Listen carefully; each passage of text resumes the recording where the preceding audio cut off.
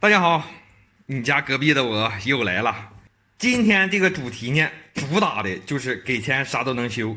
这个机器从上面看像是一台交换机，其实呢，它不是，这是一个通讯管理机。这个东西是电力上用的，它的应用呢也是非常的广泛。我接触过的就是光伏电站、风电，还有变电站。但是这个东西并不是说像交换机那样它独立可以工作，它这个东西它是有一个上位机的软件，然后连着它，通过网口连上它，然后这一堆呢，这是一堆485，这个485的信号呢再去连你像逆变器啦，还有一些什么各种各样的设备。这个机器据这位老铁反映是插电之后不工作，具体怎么个不工作呢？咱们也来插电试一下。插电，我们看到这很显然这不正常啊。我们再往上面插一根网线，看看它 up 灯能不能亮。一口上面我插了一根网线，但是我们看到它根本就是没有反应，说明它这个机器没有启动啊。我们直接拆开吧。拆开之后，这里边是相当的干净啊，电路板上面都反光啊，一点灰尘都没有。但是我们看到这个小核心板上面，这是相当多的绿锈啊。拆掉之后，这离得近了，看得更真楚。你看，这晶阵都已经变绿了。这个 CPU 底下也有上锈的痕迹。这个小芯片，我们看到这角都已经快烂了都。背面这接口也是一样啊，全是腐蚀的痕迹啊。这都不是说受潮啊，这是进水被泡了呀。但是有一点我不理解呀，为什么那个小核心板被泡了，这个底板上面是锃光瓦亮啊，一点事儿都没有。而且我们看到这个底板这是明显被人修过呀。这个芯片这是焊油还在上面，这个芯片这也是被人手工焊过的。这拍视频之前没打草稿啊，我感觉今天要掉坑里啊。这进水进成这样，这够呛啊。它要工作需要2个电压，而且这都已经标出来了，这一个 1.2 一个 3.3。 但是我们看到它并没有电呢，这个 3.3 才 0.5。 这个小芯片上面这个角是来的输入电压，我们看到来的5伏呢，这是正常的，下边这个输入也是正常的。你这饭都不给他吃饱，你说他能正常工作吗？维修啊，就是大坑套小坑，小坑套老坑，坑中还有水，水中还有钉啊。我把这2个电压变化芯片拆掉之后，我们看到这个 3.3 伏呢，这个阻值明显是低呀。这个 1.2 伏就是给这个 CPU 供电的。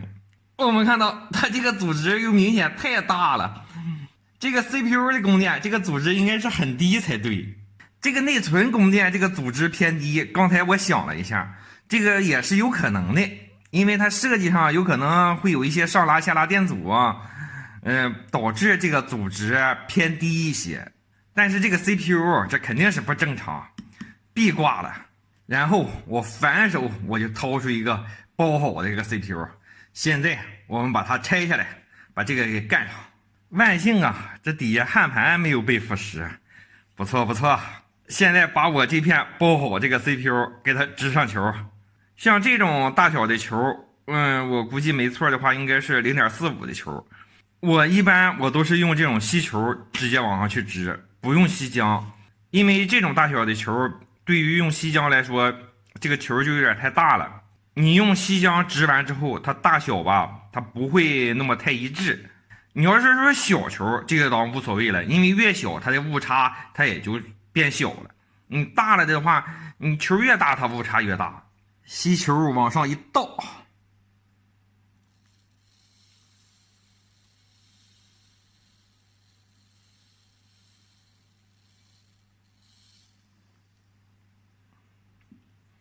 扒拉扒拉就 OK 了。然后风枪260度，你就吹就完了。至于边上夹子夹的那一部分，咱们拿镊子往上一补，就 OK 了。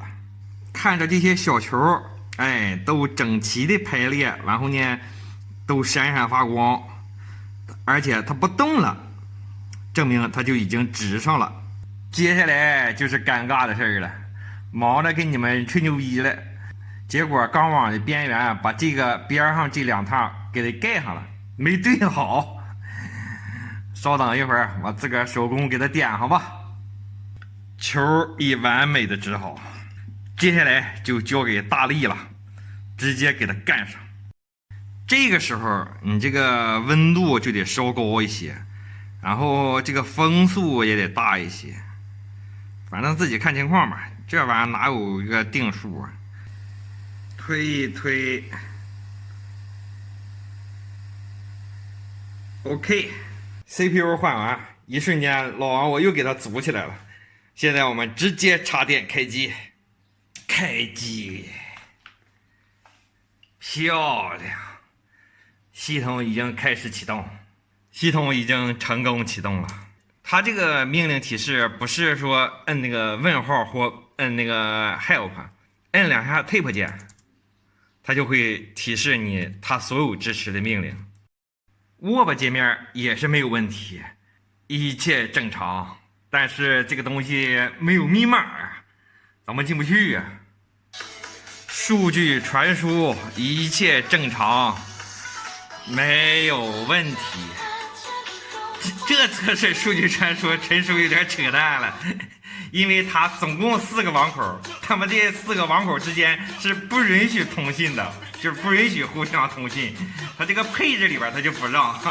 想要测试这种机器，你必须得用这种协议转换模块，这头接到机器上，这头接到电脑上，就能看到这个机器发送数据和接收数据了。本期视频到此为止，拜了个拜。